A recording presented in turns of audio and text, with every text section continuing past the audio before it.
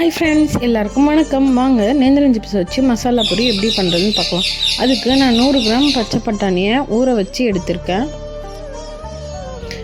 குக்கரில் கொஞ்சமாக தண்ணி சேர்த்து தேவையான அளவு கொஞ்சமாக உப்பு சேர்த்துக்கோங்க. ஒரு உருளைக்கிழங்க 3 துண்டாக நறுக்கி வச்சுருக்கேன்.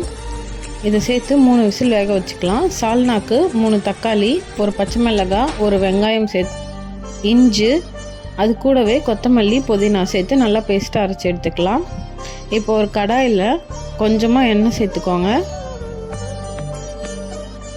எண்ணெய் காஞ்சதுக்கப்புறமா கொஞ்சமாக சோம்பு, 1 ஸ்பூன் சீரகம் சேர்த்து இது நல்லா பொரிஞ்சதுக்கப்புறமா இதில் அந்த பேஸ்ட்டை ஆட் பண்ணிக்கோங்க. பச்சை வாசனை போகிற அளவுக்கு நல்லா வதக்கி எடுத்துக்கோங்க.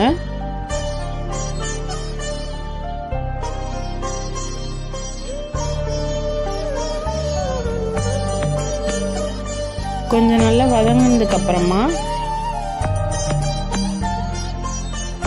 இது கூட கொஞ்சமாக காரத்தூள் சேர்த்துக்கோங்க.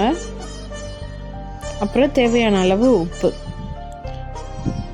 சேர்த்துட்டு இப்போ நம்ம பச்சை பட்டாணி வெந்துடுச்சு. இதில் கொஞ்சமாக லாஸ்ட்டாக மசாலாவுக்கு எடுத்து வச்சுட்டு மீதியை பேஸ்ட்டை அரைச்சி எடுத்துக்கலாம்.